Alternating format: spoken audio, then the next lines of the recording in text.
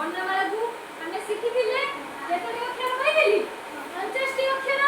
ତ ଆମେ ତାର ସବୁ ଜାଣି ଦେଇଥିଲେ କୋଉ ବର୍ଣ୍ଣମାଳା କୋଉ ଭଳି ଭାବରେ ଦେଖିବା ପାଇଁ ଜାଣିଥିଲେ।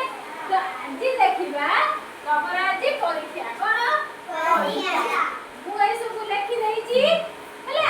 କଣ କରିବା ଶୂନ୍ୟ ସ୍ଥାନ ପୂରଣ କର। କଣ ଅଛି ଶୂନ୍ୟ ସ୍ଥାନ ପୂରଣ କରିବା। ଅ ଲେଖିଛି ଅ ପରେ କଣ ହର୍ଷେଇ ଅଛି ହର୍ଷେଇ ପରେ କଣ।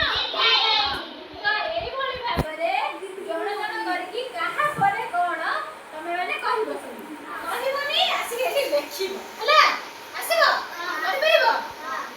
ଜଣେ ଜଣେ ଆସିକି ଗୋଟେ ଗୋଟେ କଣ କରିବ ଅକ୍ଷର ଲେଖିବ ହେଲା। ଆସ ତମେ ଆସ। ଅ ପରେ କଣ ହଁ ତାପରେ ହର୍ଷେଇ ପରେ ସେପରେ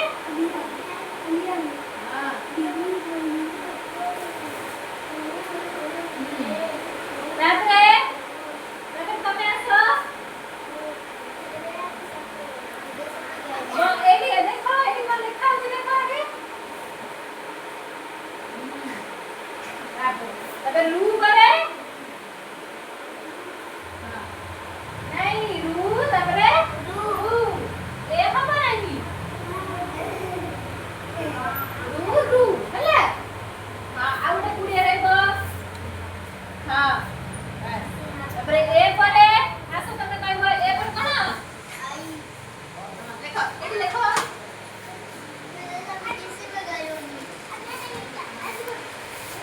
ତାପରେ ଓ ପରେ କଣ ଓ ପରେ ଆସ ଏଠି ଆସ ଓ ପରେ କଣ କହିବ। ଓ ପରେ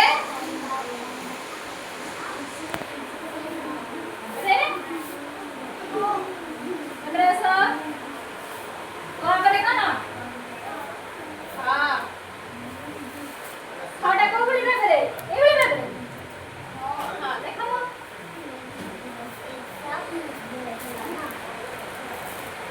এটা কি খালি করবে না নাই এটা কেমতি করা যায় দেখো ছটা কোউলি লেখা যায় এইভଳି କରିକି এইভଳି লেখা যায় না।